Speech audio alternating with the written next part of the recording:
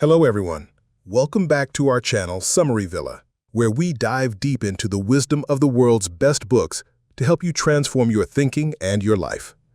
Today, we're exploring a profound yet less discussed masterpiece, Mind Management, Not Time Management by David Kadavy. Have you ever felt like no matter how much you plan and schedule, you're always falling behind? It's exhausting, isn't it?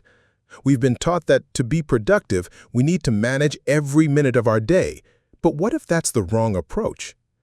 In Mind Management, Not Time Management, David Kadavy introduces a refreshing idea. Success isn't about cramming more into your schedule, it's about working with your mind, not against it. David Kadavy never saw himself as a writer, but when he landed a book deal he couldn't refuse, he had to figure out how to make it work. He tried the usual tricks, blocking out time, cutting out distractions, but nothing seemed to help. That's when he discovered something unexpected. The secret to productivity wasn't about controlling his time, it was about managing his mental energy. Instead of forcing himself to follow a rigid schedule, he started aligning his tasks with his natural mental states. This shift made all the difference, allowing him to make real progress on his book. In Mind Management, Not Time Management, author David Kadavy didn't always see himself as a writer. In fact, writing wasn't something he particularly enjoyed growing up. But one day, he was offered a book deal that would be hard for anyone to refuse. Determined to write the book, David began planning his life around it. First, he made sure to carve out significant time for writing. He canceled dinner plans with friends, stopped going on dates, and even started having groceries delivered to save time.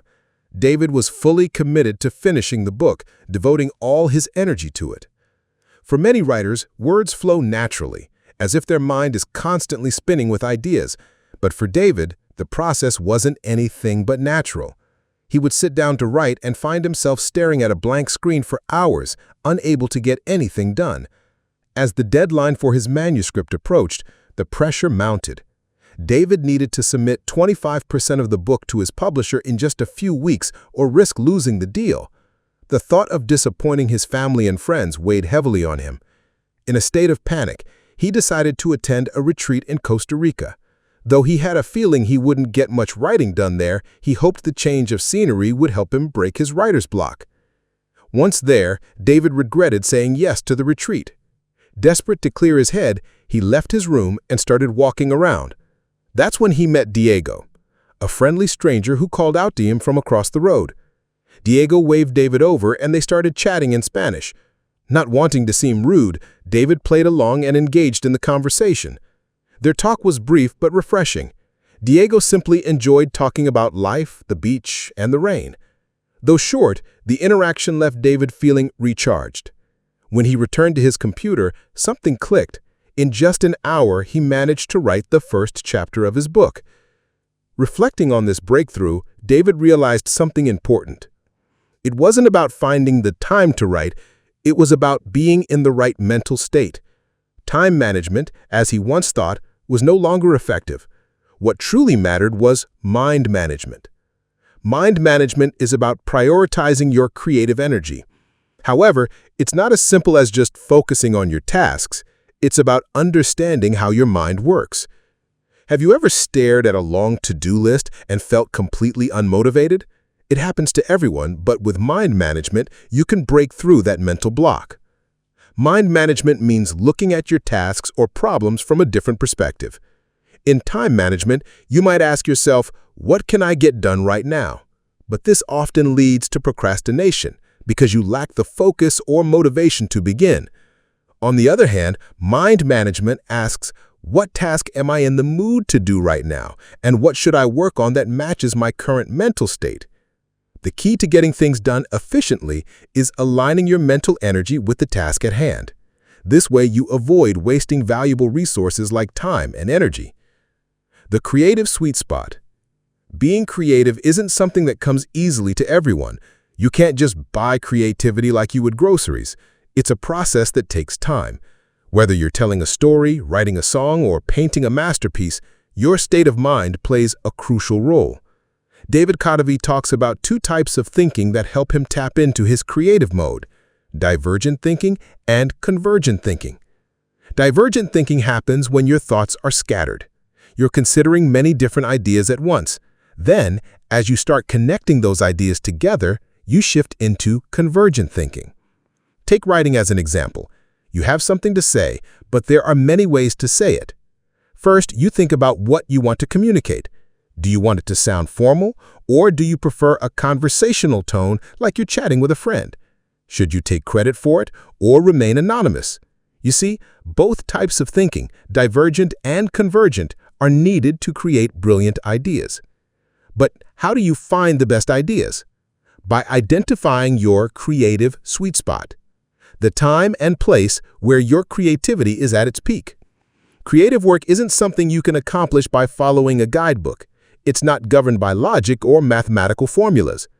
Instead, creative work stems from an insightful process, often referred to as an aha moment. According to neuroscientists, insight is when you suddenly see things from a new perspective. You can think of insight as a eureka moment, the type that brings tears to your joy because you finally cracked something. Have you ever suddenly come up with a brilliant idea? That's your eureka moment. Maybe you found the perfect words for a song or unlocked a crucial plot point in your story. Perhaps you remembered a favorite cartoon character to sketch when you were stumped about what to paint next. That's insight at work. Discovering your creative sweet spot isn't just about finding the right time of day. It's more about recognizing the energy and focus you need to produce your best work. Your energy levels don't stay consistent throughout the day. Some tasks like work meetings, socializing with friends, or even painting can drain your energy. That's why you need to find that golden time in your day when your energy is at its peak. You also need to align your work with your body's natural circadian rhythm, which controls your sleep-wake cycle. Imagine this rhythm as a line that climbs upwards throughout the day. The longer you're awake, the more alert you become. However, this alertness is counterbalanced by your sleep debt system. If you don't get enough rest, your sleep debt builds up, causing your energy to drop. This is why around 2:30 p.m., when your circadian rhythm and sleep debt lines cross, you often feel sluggish and tired. By understanding your body clock, you can better manage your focus. Many people find they are most productive in the morning. For example, top violinists spend the first 2 to 4 hours of their day practicing with full concentration. Famous writer Virginia Woolf and psychologist B.F. Skinner did the same. Morning is often when people are most awake and alert. To make the most of your creative sweet spot, David suggests following what he calls the first hour rule. This principle helps you stay disciplined by dedicating the first hour of your day to your most important project. And it's not just any project, it has to be your highest priority. By focusing on it first thing in the morning, you'll be much more likely to finish it sooner.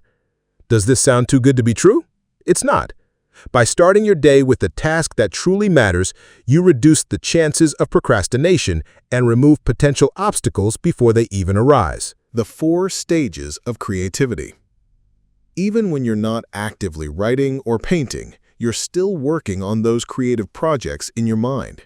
Creativity isn't limited to the moment you're sitting at your desk with a pen or brush in hand. Social psychologist Graham Wallace outlined the 4 stages of creativity, which guide us through the entire process. The first stage is preparation. This is when you're thinking about every aspect of your project. Who are the characters in your story? How long will your song be? What materials will you use for your painting? This is the brainstorming stage, where you gather so much information about your project that you become like a walking encyclopedia. David Kadavy followed a similar approach when working on his book. He didn't write every single day. In fact, there were days when he would sit in his living room surrounded by books, newspapers, and journals, absorbing ideas. His whiteboard would be covered with possible topics and chapter outlines. All the research David did wasn't a waste of time. It was helping him get ready for the next stage of creativity. The second stage is incubation. This is when you step away from actively working on your project. You might be focusing on something else or spending time with friends and family. Taking breaks is essential. Forcing yourself to finish a task right away doesn't always work. In fact, it can lead to frustration and anger, making it harder to reach your creative sweet spot and move on to the third stage. The third stage is illumination. This is the eureka moment, the sudden insight that strikes like lightning. This stage is difficult to explain because it's unpredictable and can happen out of nowhere. But without proper preparation, you won't get there. You have to spend a lot of time in the first stage to allow this breakthrough to happen. Let's take a look at how the first stage can lead to the third by examining an example from Paul McCartney of the Beatles. Paul famously composed the timeless song Yesterday in a rather unusual way. He heard the melody in a dream. When he woke up, still half asleep, he rushed to the piano and played the tune he had heard in his sleep. And just like that, one of the greatest songs in history was born. But it wasn't as simple as it sounds. Before composing Yesterday, Paul had been writing and creating music for years. His years of preparation allowed him to recognize and capture the melody when it came to him. And he didn't stop there. Paul ensured he completed the final stage of creativity, verification. The fourth stage, verification, is when you take a step back and critically evaluate the eureka moment from the illumination stage. You ask yourself whether the idea is sound, foolproof, and brilliant. You double-check that nothing is missing. Paul wasn't entirely sure his melody was original.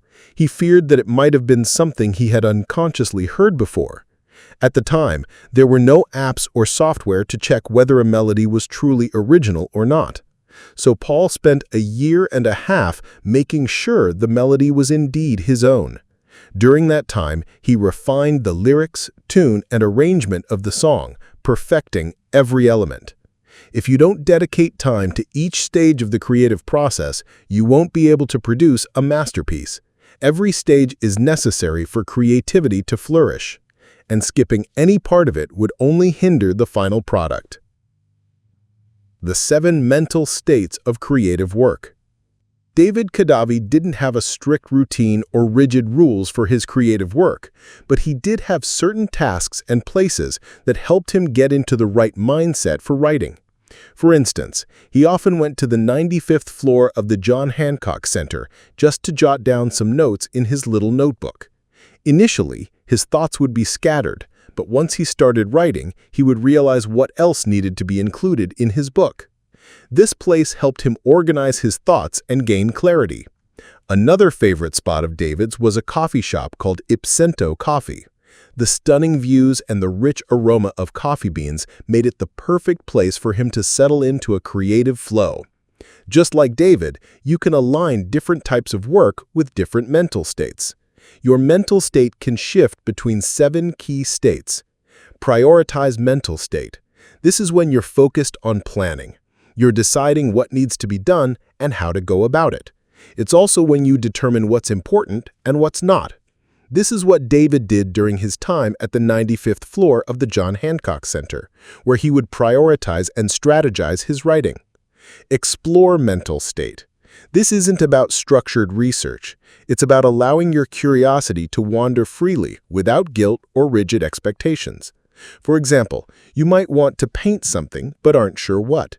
As you search for inspiration, you might end up watching an entire documentary about the history of painting, letting your curiosity take you wherever it wants.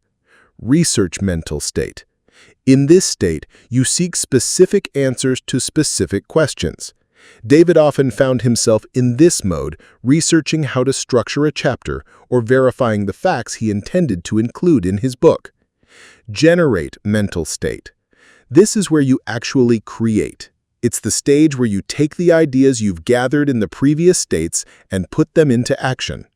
Whether it's writing your first draft or sketching out your initial design, this is the hands-on creative work. Polish mental state. In this stage, you refine and edit what you've created. You check that your sentences make sense, ensure there are no unpainted spots on the canvas, or adjust the intensity of a color that might need to be lighter or deeper. It's all about perfecting your work. Administrative mental state. You can't focus on creative work all the time. There are other responsibilities that demand attention, like paying bills or spending time with your family.